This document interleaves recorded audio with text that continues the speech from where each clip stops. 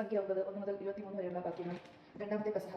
Israel ജനം ഈജിപ്തിൽ നിന്ന് പുറപ്പെട്ടതിന്റെ 2-ാം വർഷം 1-ാം മാസം സീനായി മരുഭൂമിയിൽ വെച്ച് കർത്താവ് മോശയോട് അരുളിച്ചെയ്തു, ഇസ്രായേൽ ജനം നിശ്ചിത സമയത്ത് തന്നെ പെസഹ ആഘോഷിക്കണം. ഈ മാസം 14-ാം ദിവസം വൈകുന്നേരം എല്ലാ നിയമങ്ങളും ചട്ടങ്ങളും അനുസരിച്ച് നിങ്ങൾ പെസഹ ആചരിക്കണം. പെസഹ ആചരിക്കണമെന്ന് ഇസ്രായേൽ ജനത്തെ മോശ അറിയിച്ചു. അങ്ങനെ അവർ 1-ാം മാസം 14-ാം ദിവസം വൈകുന്നേരം സീനായി മരുഭൂമിയിൽ വെച്ച് പെസഹ ആചരിച്ചു. കർത്താവ് മോശയോട് കൽപ്പിച്ചതനുസരിച്ച് ഇസ്രായേൽ പ്രവർത്തിച്ചു. ശവശരീരം സ്പർശിച്ച് അശുദ്ധരായതുകൊണ്ട് ആ ദിവസം പെസഹ ആചരിക്കാൻ കഴിയാതെ ചിലരുണ്ടായിരുന്നു. അവർ മോശയുടെയും അഹറോന്റെയും അടുത്ത് ചെന്ന് പറഞ്ഞു, ഞങ്ങൾ മൃതശരീരം സ്പർശിച്ച് അശുദ്ധരായി. എന്നാൽ നിശ്ചിത സമയത്ത് ഇസ്രായേലിലെ മറ്റാളുകളോട് ചേർന്ന് കർത്താവ് കാഴ്ച സമർപ്പിക്കുന്നതിൽ നിന്ന് ഞങ്ങൾ തടയേണ്ടതുണ്ട്. മോശ പറഞ്ഞു, കർത്താവ് എന്റെ ഹിതം എന്നെ അറിയിക്കുന്നതിനെ കാത്തിരിക്കുക. കർത്താവ് മോശയോട് അറിയിച്ചു ചെയ്തു, ഇസ്രായേൽ ജനത്തോട് പറയുക, നിങ്ങൾ നിങ്ങളുടെ മക്കളിൽ ആരെങ്കിലും ശവശരീരം സ്പർശിച്ച് അശുദ്ധരാകുകയോ ദൂരയാത്രയിൽ അയക്കുകയോ ചെയ്താലും അവർ കർത്താവിന് പെസഹ ആചരിക്കണം. 2-ാം മാസം 14-ാം ദിവസം വൈകുന്നേരം അവർ അത് ആചരിക്കണം. ഒടുവില്ലാത്ത അപ്പവും കായ്പളയിലേക്കും കൂട്ടി പെസഹ ഭക്ഷിക്കാം. പ്രഭാതത്തിലേക്കൊന്നും അവശേഷിക്കരുത്. മൃഗത്തിന്റെ അസ്ഥിയൊന്നും ഒടിക്കുകയും അരുത്. നിയമങ്ങളനുസരിച്ച് പെസഹ ആചരിക്കണം. എന്നാൽ ഒടുവിൽ അശുദ്ധനല്ല യാത്രയിലുമല്ല ഒരുവൻ അശുദ്ധനല്ല യാത്രയിലുമല്ല എങ്കിലും പെസഹ ആചരിക്കുന്നതിൽ നിന്ന് ഒഴിഞ്ഞു മാറുമെങ്കിൽ അവൻ നിശ്ചിത സമയത്ത് കർത്താവിന് കാഴ്ച നൽകാത്തതുകൊണ്ട് സജ്ജനത്തിൽ നിന്ന് വിച്ഛേദിക്കപ്പെടണം. അവൻ തന്റെ പാപത്തിന്റെ ഫലം വഹിക്കണം. നിങ്ങളുടെ ഇടയിൽ വന്ന് പാർക്കുന്ന പരദേശി കർത്താവിന് പെസഹ ആചരിക്കുന്നെങ്കിൽ നിയമങ്ങളും വിധികളും അനുസരിച്ച് അവനത് നിർവഹിക്കണം.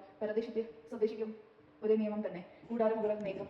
സാക്ഷി കൂടാരം സ്ഥാപിച്ച ദിവസം മേഘം അതിനെ ആവരണം ചെയ്ത് അഗ്നി പോലെ പ്രകാശിച്ചുകൊണ്ട് സന്ധ്യ മുതൽ പ്രഭാതം വരെ അത് കൂടാരത്തിന് മുകളിൽ നിന്നു. നിരന്തരമായി അത് അങ്ങനെ നിന്നു. പകൽ മേഘവും രാത്രി അഗ്നി രൂപവും കൂടാരത്തെ ആവരണം ചെയ്തിരുന്നു. മേഘം കൂടാരത്തിൽ നിന്ന് ഉയരുമ്പോൾ ഇസ്രായേൽ ജനം യാത്ര തിരിക്കും. മേഘം നിൽക്കുന്നിടത്ത് അവർ പാളയം അടിക്കും. കർത്താവിന്റെ കൽപ്പന അനുസരിച്ച് ഇസ്രായേൽ ജനം യാത്ര പുറപ്പെട്ടു. അവിടുത്തെ കൽപ്പന പോലെ അവർ പാളയം അടിച്ചു. മേഘം കൂടാരത്തിന് മുകളിൽ നിശ്ചലമായി നിൽക്കുന്നിടത്തോളം സമയം അവർ പാളയത്തിൽ തന്നെ കഴിച്ചുകൂട്ടി. മേഘം ദീർഘനാൾ കൂടാരത്തിന് മുകളിൽ നിന്നപ്പോഴും ഇസ്രായേൽ കർത്താവിന്റെ കൽപ്പന അനുസരിക്കുകയും യാത്ര പുറപ്പെടാതിരിക്കുകയും ചെയ്തു. ചിലപ്പോൾ ഏതാനും ദിവസം മാത്രം മേഘം കൂടാരത്തിന് മുകളിൽ നിന്ന് അപ്പോഴും കർത്താവിന്റെ കൽപ്പന അനുസരിച്ച് അവർ പാളയത്തിൽ തന്നെ വസിച്ചു. അവിടുത്തെ കൽപ്പന അനുസരിച്ച് മാത്രമേ അവർക്ക് യാത്ര പുറപ്പെട്ടുള്ളൂ. ചിലപ്പോൾ മേഘം സന്ധ്യ മുതൽ പുലർച്ചെ വരെ മാത്രം നിൽക്കും.